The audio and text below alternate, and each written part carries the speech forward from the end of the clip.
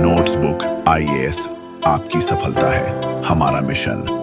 Hello दोस्तों, स्वागत है आपका आपके पसंदीदा यूट्यूब प्लेटफॉर्म नोट्सबुक आईएएस पे। दोस्तों, आज हम लोग बात करेंगे एक बांग्लादेश से रिलेटेड, जो वहाँ के जैसे प्राइम मिनिस्टर हैं वहाँ पे जैसे बांग्लादेश में जो तख्ता पलट हुआ आपने देखा, तो उसके बाद से वहाँ पे मोहम्मद यूनिस जो है वह गवर्नमेंट में जो है वो आना चाहते हैं और है भी इस समय गवर्नमेंट के रूप में। तो उनका एक स्टेटमेंट आता है भारत के प्रति, जो सिलीगुड़ी जो कॉरिडोर है उससे रिलेटेड। अब सिलीगुड़ी कॉरिडोर है क्या चीज, जिसको चिकन नॉक भी कहा जाता है, चिकन नेक भी कहा जाता है, सॉरी। और चिकन नेक के अंतर्गत ही भारत अपने पूर्वोत्तर राज्यों से जुड़ा हुआ है। अब पूर्वोत्तर राज्यों में सेवन सिस्टर्स, जो जिसको जिन राज्यों को कहा जाता है, वो आ जाएंगे। साथ साथ आप देखेंगे कि मुख्य रूप से म्यांमार से जो सीमा साझा करने वाले हमारे भारतीय राज्य हैं, जैसे अरुणाचल प्रदेश हो गया, नागालैंड हो गया, मणिपुर हो गया, म्यांमार हो गया, ये चारों के चारों राज्य भी इसी के अंतर्गत आते हैं। इनसे यानी जब भी कनेक्टिविटी मेन मुख्य भारत की अगर करनी है, तो एक ही रास्ता है, वह है चिकन नेक कॉरिडोर या सिलीगुड़ी जो है कॉरिडोर है, ठीक ना। अब ये जो सिलीगुड़ी कॉरिडोर है, ये बांग्लादेश में, आपको पता भी होगा कि 100वां संवैधानिक संशोधन के द्वारा बांग्लादेश से कुछ जो है वहाँ की जो मुख्य रूप से कहा जाए कि एरिया है, और भारत ने लिया था, और भारत ने कुछ बांग्लादेश को वहां पे दिया था। अभी कुछ समय पहले आपने देखा था तीस्ता नदी पर भी विवाद ऐसा छिड़ा हुआ था, क्योंकि तीस्ता नदी पर जो डैम बनाने से रिलेटेड जो कहानियां चल रही थी, वो चाइना को इनवाइट किया जा रहा था बांग्लादेश के द्वारा, ताकि वहां पे डैम बनाया जाए, हाइड्रो पावर जो सेंटर है वो बनाया जाए। उससे रिलेटेड भी आपने देखा था। अब सिलीगुड़ी कॉरिडोर में अभी आपने देखा, इसका लिंक जो है कहीं ना कहीं पाकिस्तान से आप जोड़ सकते हैं। अभी 1971 से पहले बांग्लादेश की अगर कहानी अगर आपको पता हो, तो आपको पता होगा कि 1971 से पहले बांग्लादेश भी जो है वो पाकिस्तान का भाग था, अर्थात पूर्वी पाकिस्तान का हिस्सा था। मुख्य रूप से पूर्वी पाकिस्तान इसको कहा भी जाता था, ठीक है। अब 1971 के बाद, यानी 1971 में जो इंदिरा गांधी की सरकार थी, उस समय यह मुख्य रूप से पाकिस्तान के जो आधिपत्य है उससे सीधे सीधे स्वतंत्र हो गया, फ्रीडम उसको मिली, और एक नया देश बना जिसका नाम था बांग्लादेश। और वहां का भी राष्ट्रीय गान और अपने वहां का भी राष्ट्रीय, भारत का भी राष्ट्रीय गान एक ही व्यक्ति ने लिखा था, रविन्द्रनाथ टैगोर ने, ठीक ना। अमार सोनार बांग्ला वहां का राष्ट्रीय गान है, और भारत का आपको पता है जनगण मन अधिनायक जय। तो वो मुख्य रूप से रविन्द्रनाथ टैगोर जी के द्वारा यह रचित था, लिखा हुआ था। अब आप बोलेंगे कि एक ही व्यक्ति दो देशों के भी जो है राष्ट्रीय गान को लिखता है, और यह मोमेंटम कहाँ से जुड़ा हुआ है, तो इंडियन नेशनल जो मूवमेंट था वहां से ही आप देख सकते हैं कि वहां से ही जुड़ा हुआ है। बांग्लादेश आप जो आज देख रहे हैं, वह कभी जो है बंगाल हुआ करता था। 1905 में लॉर्ड कर्जन जो आया था, उस समय उसने बंगाल को प्रशासनिक सुविधा के आधार पर, हालांकि अंग्रेजों के मुताबिक आप कहेंगे तो प्रशासनिक सुविधा के आधार पर आप कह सकते हैं, ऐसे अगर सामान्यता देखें तो प्रशासनिक सुविधा पर नहीं, बल्कि वहां पे सबसे ज्यादा राष्ट्रवादी जो नेता थे, अर्थात राष्ट्रवादी जो मुख्य रूप से क्रांतिकारी या राष्ट्रवादी जो लोग थे, वह ज्यादा मतलब पनप रहे थे, धीरे धीरे एक्सपेंड हो रहे थे, जिसके कारण लॉर्ड कर्जन को यह निर्णय लेना पड़ा। लेकिन उसके पीछे उसने बताया डायरेक्टली कि हम जो है प्रशासनिक सुविधा के आधार पर बंगाल का विभाजन करना चाहते हैं, और उसने किया भी, 1905 में किया भी। उसके विरोध में स्वदेशी आंदोलन भी वहां पे चलाया जाता है ना। फिर 1911 में इसको एक भी कर दिया जाता है, लेकिन वह जो 1911 में बंगाल का विभाजन जो रद्द कर दिया जाता है, फिर एक होता है, वह पहले के जैसा नहीं रहता है। पहले के जैसा मैंने कहने का मतलब ये है कि पहले जो बंगाल था, पूर्णतः बंगाल, वह नहीं होता। अच्छा, पहले बंगाल कैसे था, तो पहले वाला जो बंगाल था उसमें आप देखेंगे कि बिहार हो गया, झारखंड हो गया, उड़ीसा हो गया, पश्चिम बंगाल हो गया, ये सभी पार्ट उसमें जुड़े हुए थे, है ना। जब 1911 में या पुनः जैसे 1905 में जब विभाजन हो जाता है, और विभाजन के बाद 1911 में जब इसका मुख्य रूप से आप देखने जाएंगे कि विभाजन को रद्द किया जाता है, ठीक ना। लॉर्ड हार्डिंग उस समय था, ठीक ना, वायसराय। तो उस समय जब विभाजन को रद्द किया जाता है, तो उस समय वह स्थिति नहीं रहती है जो पूर्व की स्थिति थी। अब यह दो भागों में बंगाल बढ़ जाता है, पूर्वी बंगाल एंड पश्चिमी बंगाल, और उड़ीसा बिहार, ये सारी चीजें जो है ये अलग रहते हैं, है ना। बाद में आप देखेंगे कि उड़ीसा भी 1935 के बाद जो है वो बिहार से अलग हो जाता है। तो 1911-12 में बिहार स्टेट जो है उसका मुख्य रूप से पुनर्गठन हो चुका था। ये सारी चीजें आपने पढ़ा होगा, बिहार स्पेशल जब पढ़े होंगे आप तो ये बंगाल का मुख्य रूप से जो ये अभी मैं कहानी बता रहा था सिलीगुड़ी कॉरिडोर का, इसका मुख्य जो जुड़ाव है वो वहीं से है, इसलिए मैं थोड़ा सा पीछे लेके गया। इंडियन नेशनल जो मूवमेंट था वहां से यह शुरू होता है। तो वहां के बाद से आपने देखा 1971 के बाद जब यह पूर्वी पाकिस्तान था, तो पूर्वी पाकिस्तान आजाद होके क्या बन गया, बांग्लादेश बन गया। अब वहां पे आपने देखा कि शेख मुजब्बर जो रहमान है वह वहाँ के प्राइम मिनिस्टर बनते हैं और आंदोलन में सक्रिय रूप से भागीदारी भी उनकी रही थी उसमें। और उन्हीं की ही जो है बेटी, जो मुख्य रूप से शेख हसीना नाम था उनका, जो पिछले वर्ष उनको वहां पे बांग्लादेश छोड़कर भागना पड़ा, भारत ने शरण दिया था। तो वहां पे ये सारी चीजें आपने देखा कि ये कैसे कैसे प्रोटेस्ट होता है, कैसे ये सारी चीजें होती हैं। इवन एनजीओ, देखिए एनजीओ के अगर नजर से देखा जाए तो एनजीओ सही भी है, गलत भी है। हालांकि उस टॉपिक में मैं नहीं जाना चाह रहा हूँ, क्योंकि एनजीओ वाला टॉपिक एक अलग टॉपिक हो जाएगा, एक बड़ा टॉपिक हो जाएगा, ठीक ना। लेकिन हम लोग अगर बात करें सिलीगुड़ी कॉरिडोर का, तो 100वां संवैधानिक संशोधन आप याद रखेंगे। चिकन नेक कॉरिडोर एक ऐसा यही कॉरिडोर है, एक रास्ता। कॉरिडोर का मतलब एक गली है, एक रास्ता है। अब गली का मतलब ये नहीं कि बहुत पतली गली है, लेकिन फिर भी अगर देश के हिसाब से देखा जाए तो बहुत पतला है, ठीक ना।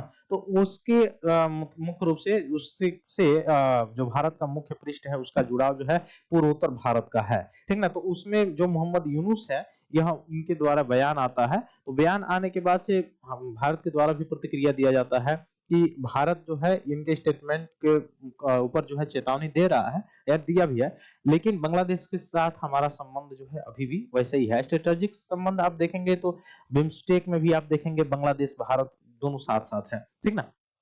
इवन लोकेशन के हिसाब से भी अगर आप देखेंगे, जो सुंदरबन का डेल्टास है ना, वहां पे जो आप देखेंगे कि बंगाल की खाड़ी में जो द्वीप समूह है वहां पर भी स्ट्रेटेजिक लोकेशन के रूप में आप देखेंगे।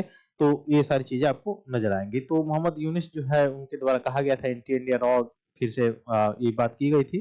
नॉर्थ ईस्ट इंडिया जो है उसके बारे में कहा गया था कि greater Bangladesh to Pakistan general, ये सारी चीजें बात की गई थी। तो यहाँ पे फिर राजनाथ सिंह जी का जो है, जो रक्षा मंत्री हैं भारत के, उनके द्वारा, अच्छा अभी कुछ समय पहले आपने एक न्यूज सुना होगा, एक और सारी चीजें कि जो ताजिकिस्तान है, ताजिकिस्तान में भी भारत जो है अपना मुख्य रूप से सारी चीजें जो है वह, या बीआरओ है, बीआरओ आप जानते होंगे, बॉर्डर रोड ऑर्गेनाइजेशन। यह बॉर्डर रोड ऑर्गेनाइजेशन जो है रक्षा मंत्रालय के अधीन आता है।